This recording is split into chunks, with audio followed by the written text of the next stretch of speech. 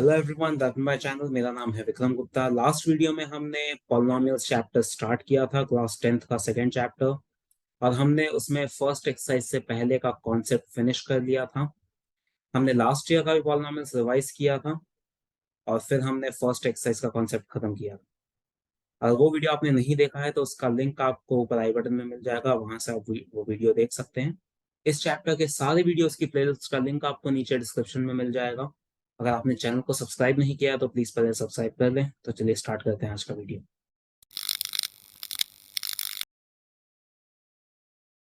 तो last video में हमने फर्स्ट एक्सरसाइज खत्म कर ली थी, उसका कॉन्सेप्ट खत्म कर लिया था। आज के इस वीडियो में हम फर्स्ट एक्सरसाइज के बाद के कॉन्सेप्ट पे जाने वाले हैं। तो अब हम सीखने वाले हैं एक क्वाड्रेटिक पॉलिनोमियल जो होता है। क्वाड्रेटिक पॉलिनोमियल मतलब जिसकी डिग्री 2 होती है, उसके जीरोस भी मैक्सिमम 2 जीरोस आते हैं। तो एक क्वाड्रेटिक पॉलिनोमियल के जो जीरोस होते हैं और उसके जो कोएफिशिएंट होते हैं, कोएफिशिएंट का मतलब जैसे अगर सपोज मैं कोई पॉलिनोमियल लेता हूँ, quadratic polynomial 3x² minus 6x+2। ये मैंने अभी कोई भी एक रैंडम क्वाड्रेटिक पॉलिनोमियल लिया है। तो इसमें x² का कोएफिशिएंट होगा 3। कोएफिशिएंट मतलब x² के साथ कौन सा नंबर है, कौन सा कांस्टेंट है, उसे हम कहते हैं कोएफिशिएंट ऑफ x²। x का कोएफिशिएंट होगा -6 और ये कांस्टेंट टर्म है 2। तो इस पॉलिनोमियल के कोएफिशिएंट्स होंगे 3, -6 और 2। These are the coefficient of this quadratic polynomial. तो ये होता है कोएफिशिएंट का मतलब। जीरोस का मतलब आपको ऑलरेडी पता है, वो हम डिस्कस कर चुके हैं लास्ट वीडियो में, और 9th क्लास में भी हमने डिस्कस किया था। तो कोएफिशिएंट और जीरो, ये दो चीजें अब आपको पता है क्या होती है। अब हम इन दोनों के बीच में एक रिलेशन देखेंगे कि ये दोनों किस तरह से आपस में एक दूसरे से रिलेटेड है, कैसे ये एक दूसरे से लिंक्ड है, वो हम देखेंगे इस वीडियो में। ये हमारा सेकंड एक्सरसाइज का कॉन्सेप्ट है। तो अब सबसे पहले मैं एक क्वाड्रेटिक पॉलिनोमियल लेता हूं उसके स्टैंडर्ड फॉर्म में। क्वाड्रेटिक पॉलिनोमियल का स्टैंडर्ड फॉर्म क्या होता है? ax² plus bx plus c। This is the standard form of a quadratic polynomial. यहाँ पर x² का कोएफिशिएंट a है, x का कोएफिशिएंट b है और कांस्टेंट टर्म है c। तो ये मैं एक बार लिख देता हूं यहाँ पे। Coefficient of x² is a, coefficient of x is b and constant term is c। तो ये क्वाड्रेटिक पॉलिनोमियल लिया हमने और उस पे से हमने ये तीन चीजें लिखी हैं। अब ये क्वाड्रेटिक पॉलिनोमियल है तो इसके दो जीरोस होंगे। हमने लास्ट वीडियो में डिस्कस किया था कि मैक्सिमम दो जीरोस होते हैं।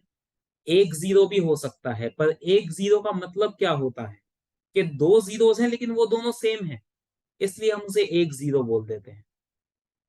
तो इसलिए किसी भी क्वाड्रेटिक पॉलिनोमियल में होते तो दो जीरोस हैं, लेकिन कुछ में वो दो जीरोस अलग अलग होते हैं और कुछ पॉलिनोमियल में वो दोनों सेम होते हैं। और ऐसे जो पॉलिनोमियल्स होते हैं जिनके जीरोस हम फाइंड नहीं कर पाते, मतलब जो स्प्लिट नहीं हो पाते हैं, वो वाले क्वेश्चंस अभी हमारे सिलेबस में नहीं आएंगे। वो 11th क्लास का कॉन्सेप्ट है, इसलिए अभी हमें ऐसे ही पॉलिनोमियल्स दिए जाएंगे जिसके जीरोस हम निकाल पाए, जो स्प्लिट हो पाए, तभी हमें जीरोस फाइंड करने को बोलेंगे। अगर ऐसा कोई पॉलिनोमियल दे देते हैं जो स्प्लिट नहीं हो सकता, तो उसके जीरोस भी हमें फाइंड नहीं करने को बोलेंगे। उसके ऊपर से किसी और टाइप का क्वेश्चन आ सकता है, लेकिन उसके जीरोस हम नहीं निकालेंगे जो स्प्लिट नहीं हो सकते हैं। तो कहने का मतलब है कि किसी भी क्वाड्रेटिक पॉलिनोमियल के अंदर होते तो दो ही जीरोस हैं, लेकिन कई बार वो दोनों जीरो अलग अलग होते हैं, कई बार वो दोनों सेम होते हैं। और जिनके जीरोस हम अभी फाइंड नहीं कर पाते, जो क्वाड्रेटिक पॉलिनोमियल स्प्लिट नहीं हो सकते, उनके भी जीरोस तो होते हैं लेकिन हम अभी नहीं निकाल सकते। तो इसलिए यहां पर हम एक जनरलाइज केस ले रहे हैं, ऐसा क्वाड्रेटिक पॉलिनोमियल जिसके दो जीरोस एग्जिस्ट करते हैं, फिर चाहे वो दोनों सेपरेट हो, वो दोनों सेम हो, या फिर वो दोनों ऐसे नंबर्स हों जो रियल नहीं है। तो इसके जो दो जीरोस होंगे उसको मैं नाम दे रहा हूं अल्फा एंड बीटा। ये दोनों ग्रीक सिंबल्स हैं, इसे अल्फा कहते हैं, इसको बीटा कहते हैं। तो अल्फा एंड बीटा, इनको मैं जीरोस मान रहा हूं इस पॉलिनोमियल के। ये वाला जो पॉलिनोमियल मैंने लिया था जनरलाइज फॉर्म में, उसके जीरोस हैं अल्फा और बीटा। मतलब अगर सपोज कोई पॉलिनोमियल है, for example x square minus 5x+6, अब जब आप इसको स्प्लिट करेंगे, इसके जीरोस निकालेंगे, तो आपके पास वैल्यू आएगी x = 2, x = 3। इसमें मैं अभी डिटेल में नहीं जा रहा हूँ, थोड़ी देर में मैं इसको डिटेल में सॉल्व करके बताऊंगा। लेकिन जब आप इसको सॉल्व करेंगे स्प्लिटिंग द मिडिल टर्म से, तो ये दोनों जीरोस आएंगे। तो हम इन दोनों को अल्फा और बीटा कह रहे हैं। एक अल्फा हो जाएगा, अल्फा की वैल्यू 2, और दूसरा बीटा हो जाएगा, बीटा की वैल्यू 3। आप इसको भी अल्फा ले सकते हैं और इसको बीटा ले सकते हैं, वो भी चलेगा। दोनों में से कोई भी एक अल्फा लेना है और दूसरा बीटा लेना है। तो कहने का मतलब है कि मैं ये जो पॉलिनोमियल है उसके जीरोस को अल्फा और बीटा नाम दे रहा हूँ, दैट्स इट। तो उसमें कुछ भी नया नहीं है, बस जीरोस को मैंने ये नाम दे दिया अल्फा एंड बीटा। तो यहां तक सभी को क्लियर है कि हमने जो क्वाड्रेटिक पॉलिनोमियल लिया है, इसके दो जीरोस एग्जिस्ट करते हैं। वो दोनों जीरोस अलग अलग भी हो सकते हैं, वो दोनों जीरो सेम भी हो सकते हैं, और वो जीरोस ऐसे भी हो सकते हैं जो रियल नहीं है, मतलब जो हम अभी नहीं निकाल पाएंगे। लेकिन क्वाड्रेटिक है, मतलब इसके दो जीरोस तो होंगे, चाहे वो किसी भी तरह के हों। तो अब हमें ये सीखना है कि ये जो कोएफिशिएंट आए हैं ए बी सी, और ये जो जीरोस हैं अल्फा और बीटा, इनके बीच में क्या रिलेशन है, ए बी सी और अल्फा बीटा के बीच में क्या रिलेशन है। तो किसी भी क्वाड्रेटिक पॉलिनोमियल के अंदर दो रिलेशंस होते हैं, कोएफिशिएंट और जीरोस के बीच में दो रिलेशंस होते हैं। पहले मैं वो रिलेशंस बता देता हूं। ये जो जीरोस हैं अल्फा एंड बीटा, इन दोनों को जब ऐड किया जाता है, अल्फा प्लस बीटा, तो उसकी वैल्यू आती है -b/a के इक्वल। मतलब ये b और ये a, इन दोनों को जब हम डिवाइड कर देते हैं, b मतलब x का कोएफिशिएंट, a मतलब x² का कोएफिशिएंट, जब इन दोनों को डिवाइड कर देते हैं और माइनस लगा देते हैं, तो हमें अल्फा और बीटा का सम मिलता है, अल्फा प्लस बीटा। तो ये आप देख सकते हैं एक रिलेशन बन गया जीरोस और कोएफिशिएंट में। अब यहाँ पर दो ही कोएफिशिएंट है, ए और बी, तीसरा कोएफिशिएंट यूज नहीं हुआ है। तो ऐसा जरूरी नहीं है कि तीनों यूज होंगे। अल्फा और बीटा का सम जो होता है वो -b/a के इक्वल होता है, उसमें सी का कोई रोल नहीं होता, अल्फा और बीटा के सम। तो ये पहला रिलेशन आ गया, इस तरफ जीरोस है और इस तरफ कोएफिशिएंट है। तो यही मैं कह रहा था कि जीरोस और कोएफिशिएंट के बीच का रिलेशन हमें सीखना है। तो ये हमारा पहला रिलेशन आ गया। और दूसरा रिलेशन है कि ये जो अल्फा और बीटा है, इनका प्रोडक्ट, मतलब इनका मल्टीप्लीकेशन, अल्फा इंटू बीटा, वो होता है c/a के इक्वल।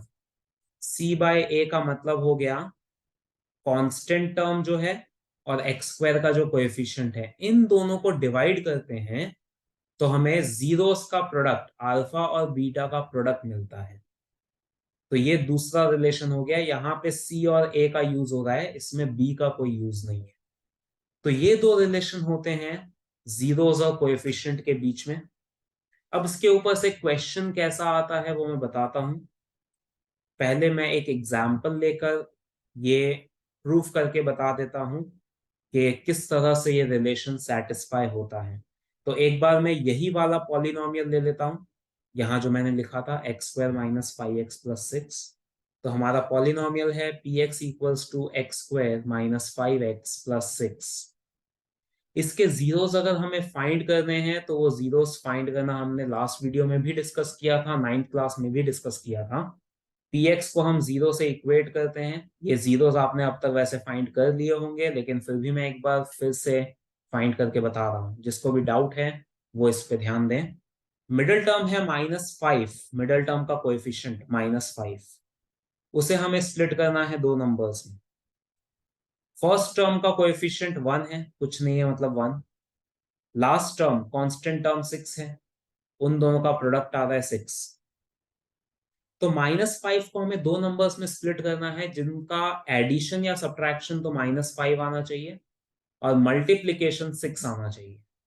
तो वो नंबर्स होंगे -3 और -2। ऐड करने पर -5 आता है और मल्टीप्लाई करने पर 6 आता है। तो ये हमारी स्प्लिटिंग हो गई। तो हम इसको लिखेंगे x² - 3x - 2x + 6। अब इन दोनों में से x कॉमन आएगा, x - 3 बचेगा यहाँ पे। इन दोनों में से -2 कॉमन आएगा तो x - 3 बचेगा। क्योंकि हमने नेगेटिव नंबर कॉमन निकाला इसलिए इसकी साइन चेंज कर दी। तो x - 3 कॉमन आ जाएगा, x - 2 बचेगा। अब हम इन दोनों को जब 0 से इक्वेट कर देते हैं तो हमें x की दो वैल्यूज मिलती है, एक 3 और एक 2। देखो यही यहां पर मैंने डायरेक्टली लिखी थी 3 और 2। तो वो वैल्यूज कैसे आई है ये मैंने पूरा एक्सप्लेन कर दिया है। तो अब ये जो दोनों जीरोस आए हैं इन दोनों को हम जीरोस कहते हैं। पॉलिनोमियल के जीरोस हैं ये 3 और 2, जहां पर पॉलिनोमियल 0 होगा। इन्हीं दो को हम नाम देते हैं अल्फा और बीटा। तो ये जो हमारे जीरोस आए हैं, एक्स की जो दो वैल्यूज आई हैं उसमें से हम एक को अल्फा ले लेंगे और दूसरे को बीटा ले लेंगे। किसी को भी अल्फा ले सकते हैं, किसी को भी बीटा ले सकते हैं, उससे कोई फर्क नहीं पड़ता, आंसर हमेशा सेम आएगा। तो ये अल्फा और बीटा की वैल्यू तो आ गई। अब हमें और क्या चाहिए रिलेशनशिप प्रूव करने के लिए? हमें चाहिए कोएफिशिएंट ए, बी और सी। ए बी सी क्या होते हैं? x² का कोएफिशिएंट ए होता है, तो x² का कोएफिशिएंट कुछ नहीं है मतलब 1 ले लेंगे, तो ए हो जाएगा 1। फिर x का कोएफिशिएंट b होता है, तो x का कोएफिशिएंट यहाँ पर -5 लेंगे। साइन भी लेना है हमें, साइन को भूलना नहीं है, तो b की वैल्यू -5। और c क्या होता है? c होता है कांस्टेंट टर्म। कांस्टेंट टर्म यहाँ पर है हमारा +6, तो हम c को ले लेंगे 6। तो ये हमारे जीरोस भी आ चुके हैं और कोएफिशिएंट भी आ चुके हैं। बस अब हमें रिलेशन वेरीफाई करना है। तो अब देखें फर्स्ट रिलेशन क्या था, alpha plus beta equals to -b/a। तो हम क्या करेंगे, इसमें पहले LHS को अलग से सॉल्व करेंगे, RHS को अलग से सॉल्व करेंगे और दोनों इक्वल आ रहे हैं या नहीं वो चेक करेंगे। तो हम सबसे पहले अल्फा प्लस बीटा की वैल्यू निकालते हैं, मतलब इन दोनों को हम ऐड करके देखते हैं क्या आएगा। तो वो आ रहा है 5। अब हम RHS का मतलब -b/a, -b/a निकालते हैं। तो माइनस तो सेम रहेगा, b की वैल्यू हम -5 ले लेंगे और a की वैल्यू 1 ले लेंगे। -b/a, तो माइनस को हमने यहीं पर रखा, ये जो माइनस था उसको हमने सेम लिख दिया। b की जगह -5 और a की जगह 1 ले लिया यहां से। तो अब ये माइनस और ये माइनस दोनों प्लस हो जाएंगे और नीचे 1 है तो उसको हमने हटा दिया। तो -b/a की वैल्यू आ रही है 5, अल्फा प्लस बीटा की वैल्यू आ रही है 5। तो इससे हमारा पहला रिलेशन वेरीफाई होता है, alpha plus beta equals to -b/a। तो इस तरह से हमें रिलेशन को वेरीफाई करना होता है। पहले हम पॉलिनोमियल के जीरोस फाइंड कर लेते हैं, उसे अल्फा और बीटा कहते हैं। पॉलिनोमियल जो दिया है उससे हम एबीसी निकाल लेते हैं, कोएफिशिएंट जो भी है वो एबीसी है। फिर हम पहले अल्फा और बीटा को ऐड करते हैं, उसकी वैल्यू निकाल ली हमने। फिर हम -b/a की वैल्यू निकाल लेते हैं कोएफिशिएंट की मदद से। अगर ये दोनों वैल्यू सेम आ रही है, अल्फा प्लस बीटा और -b/a की वैल्यू सेम आ रही है, मतलब रिलेशन वेरीफाई हो गया। और वो हमेशा सेम आनी चाहिए। ये जो रिलेशन बताया मैंने वो हर क्वाड्रेटिक पॉलिनोमियल पे अप्लाई होगा, वो यूनिवर्सल रिलेशन है फॉर ऑल क्वाड्रेटिक पॉलिनोमियल्स, तो वो सेम आना ही चाहिए। अगर आपका ये दोनों अलग अलग आ रहे हैं मतलब कुछ मिस्टेक हुई है, तो वो हमेशा सेम आना चाहिए। तो अब हम सेकंड रिलेशन की तरफ जाते हैं, सेकंड रिलेशन भी वेरीफाई करते हैं। सेकंड रिलेशन हमारा था alpha beta equal to c/a। Alpha और बीटा का प्रोडक्ट c/a के इक्वल होता है। तो इसमें भी हम सेम कॉन्सेप्ट लगाएंगे, पहले हम LHS निकालेंगे, अल्फा इंटू बीटा निकालेंगे। अल्फा और बीटा की वैल्यू है 3 और 2, तो ये मल्टीप्लाई होकर 6 आएगा। फिर हम RHS निकालेंगे, मतलब c/a निकालेंगे। तो c/a, c की वैल्यू 6, a की वैल्यू 1, तो 6/1 होता है 6। तो अब यहाँ पे भी आप देख सकते हैं कि अल्फा इंटू बीटा और c बाय a की वैल्यू सेम आ रही है, therefore alpha beta equal to c by a, तो ये हमारा सेकंड रिलेशन भी वेरीफाई हो गया। तो इस तरह से हमें पहले पॉलिनोमियल के जीरोस फाइंड करने हैं, कोएफिशिएंट फाइंड करने हैं, और फिर रिलेशन वेरीफाई करने हैं दोनों। ये क्वेश्चन में हमें कहा होता है कि find the zeros and verify the relation, तब हमें ये सब कुछ करना है। आई होप ये सभी को क्लियर हो गया होगा। तो अब हम टेक्स्ट बुक के एनसीईआरटी के एग्जाम्पल्स पे जाते हैं, एग्जाम्पल नंबर 2 और 3 करके देखते हैं। तो एग्जाम्पल 2 में हमें एक पॉलिनोमियल दिया है x square plus 7x plus 10। तो हमें इस पॉलिनोमियल के जीरोस फाइंड करने हैं और रिलेशन वेरीफाई करना है जीरोस और कोएफिशिएंट के बीच में। तो ये वैसा ही क्वेश्चन हो गया जो मैंने अभी यहाँ पर ये एग्जांपल लेकर बताया था, एकदम सेम क्वेश्चन हो गया है ये। तो अब हम इसमें सबसे पहले जीरोस निकाल लेते हैं। तो उसके लिए हम पी एक्स इक्वल टू 0 करेंगे, x square plus 7x plus 10 equals to 0। अब इसको हम स्प्लिट करेंगे तो मिडल टर्म का कोएफिशिएंट है 7, इसको हमें स्प्लिट करना है। फर्स्ट टर्म का कोएफिशिएंट 1 है और लास्ट टर्म है 10, इनका प्रोडक्ट आता है 10। तो 7 को हमें दो नंबर्स में स्प्लिट करना है जिनका एडिशन या सब्ट्रैक्शन 7 होता हो और मल्टीप्लाई करने पर 10 आए। ऐसे दो नंबर्स होते हैं 5 और 2, ऐड करने पर 7 आता है, मल्टीप्लाई करने पर 10। तो अब इसकी स्प्लिटिंग हो जाएगी x square plus 5x plus 2x plus 10 equals to 0। अब इन दोनों में से हम x कॉमन निकालते हैं तो बचेगा x प्लस 5, इन दोनों में से 2 कॉमन निकालते हैं तो बचेगा x प्लस 5। तो x प्लस 5 और x प्लस 2 ये दो फैक्टर्स आ गए इस पॉलिनोमियल के। अब हम दोनों को जब 0 से इक्वेट करेंगे तो हमें x की दो वैल्यूज मिलेगी, x equals to -5 and x equals to -2। तो ये है इस पॉलिनोमियल के दो जीरोस। हम एक को अल्फा ले लेंगे और एक को बीटा ले लेंगे। तो हम ले लेते हैं alpha equals to -5 and beta equals to -2। तो ये अल्फा और बीटा की वैल्यूज तो आ गई हमारे पास। अब हम पहले कोएफिशिएंट लिख लेते हैं। कोएफिशिएंट है यहाँ पर a हो जाएगा 1, एक्स स्क्वायर का कोएफिशिएंट, b हो जाएगा 7, x का कोएफिशिएंट, और c हो जाएगा 10 जो कांस्टेंट टर्म है। तो ये a b c आ गए। अब रिलेशन वेरीफाई करते हैं। तो पहला रिलेशन है हमारा अल्फा प्लस बीटा की वैल्यू माइनस बी बाय ए आनी चाहिए। तो हम अल्फा प्लस बीटा निकालेंगे पहले, एलएचएस। तो अल्फा और बीटा है -5 और -2, उन दोनों को ऐड करेंगे तो आएगा -7। और माइनस बी बाय ए निकालते हैं, आरएचएस निकालते हैं। तो माइनस तो सेम लिखेंगे, ये जो माइनस है, बी की जगह पर 7 आ जाएगा और ए की जगह 1 आ जाएगा। तो ये आ गया -7। तो अल्फा प्लस बीटा और minus B by A equal आ रहे हैं। तो ये हमारा फर्स्ट रिलेशन वेरीफाई होता है, alpha plus beta equals to minus B by A. अब हम सेकंड रिलेशन देखते हैं, alpha into beta equals to C by A. तो हम अल्फा बीटा निकालते हैं, मतलब इन दोनों को मल्टीप्लाई करते हैं, -5 इंटू -2, तो ये आ जाएगा +10, पॉजिटिव 10 आएगा। फिर RHS मतलब C बाय ए निकालते हैं, C है 10 एंड A है 1, तो 10 बाय 1 इज 10। तो अल्फा बीटा और C बाय ए की वैल्यू सेम आ रही है, तो ये हमारा सेकंड रिलेशन वेरीफाई होता है। तो इस तरह से हमें पहले जीरोस निकालने हैं स्प्लिटिंग करके, फिर हमें कोएफिशिएंट लिखने हैं और फिर दोनों रिलेशन वेरीफाई करने। तो ये था सेकंड एग्जांपल। अब हम थर्ड एग्जांपल भी देख लेते हैं, वो भी इसी कॉन्सेप्ट के ऊपर बेस्ड है, बस उसमें थोड़ा सा डिफरेंस है। जो हमें पॉलिनोमियल दे रखा है वो थोड़ा सा अलग है, क्वाड्रेटिक पॉलिनोमियल ही है लेकिन थोड़ा डिफरेंट है। इसमें हमें पॉलिनोमियल दिया है P x equals to x square -3।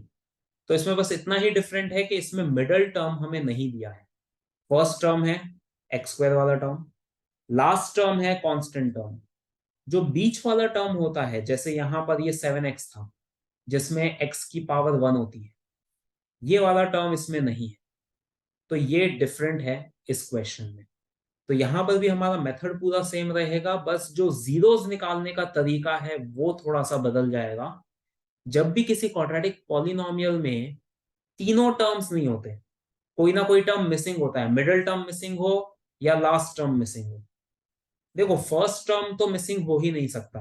अगर एक्स स्क्वायर वाला टर्म ही मिसिंग हो गया, ये क्वाड्रेटिक पॉलिनोमियल है, इसमें से अगर ये वाला टर्म ही मिसिंग हो गया तो अब तो ये लीनियर पॉलिनोमियल ही बचेगा, फिर ये क्वाड्रेटिक रहेगा ही नहीं। इसलिए फर्स्ट टर्म तो कभी मिसिंग हो नहीं सकता, तभी वो क्वाड्रेटिक कहलाएगा, अगर फर्स्ट टर्म होगा तो इसका मतलब या तो सेकंड टर्म मिसिंग हो सकता है या थर्ड टर्म।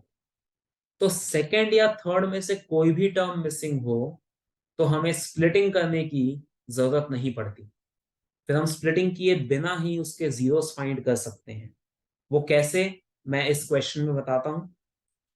लेकिन जब हमारे पास तीनों टर्म्स होते हैं तभी हम स्प्लिटिंग करते हैं, तब हमें स्प्लिटिंग करने की जरूरत पड़ती है, वरना स्प्लिटिंग की कोई नीड नहीं है।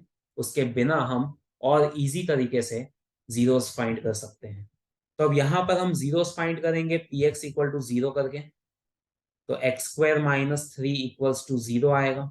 तो अब इसमें मैं ऐसे लिखने जा रहा हूं, एक्स स्क्वायर माइनस थ्री को लिख सकते हैं रूट थ्री का स्क्वायर, रूट थ्री का स्क्वायर करते हैं तो थ्री आता है, रूट और स्क्वायर आपस में कैंसिल आउट हो जाते हैं।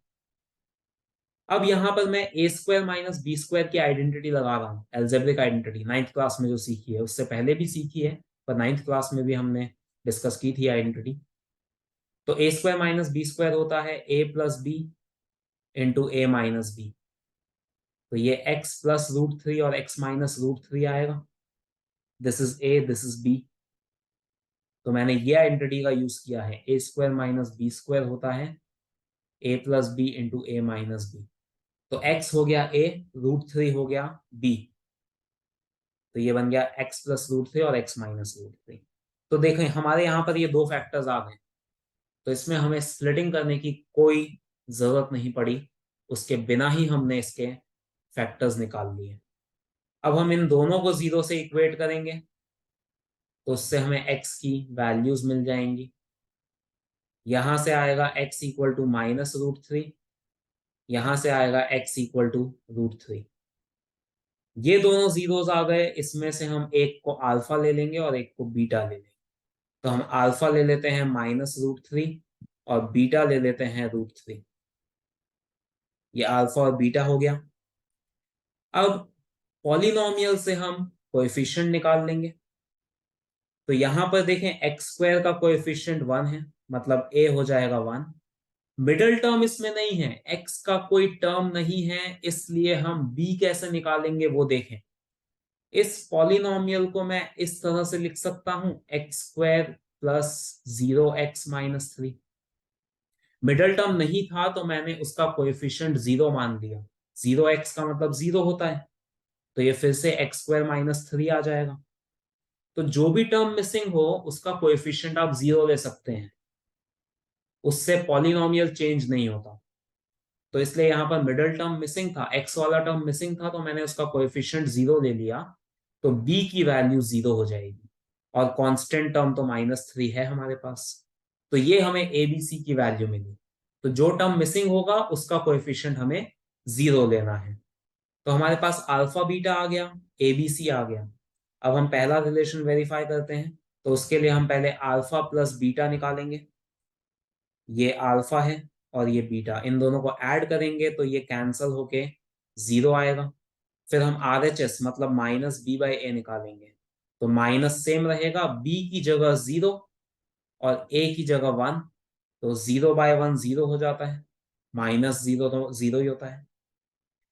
तो माइनस बी बाई ए की वैल्यू जीरो आ रही है, अल्फा प्लस बीटा की वैल्यू जीरो आ रही है, तो इससे हमने फर्स्ट रिलेशन वेरीफाई किया, alpha plus beta equals to minus B by A.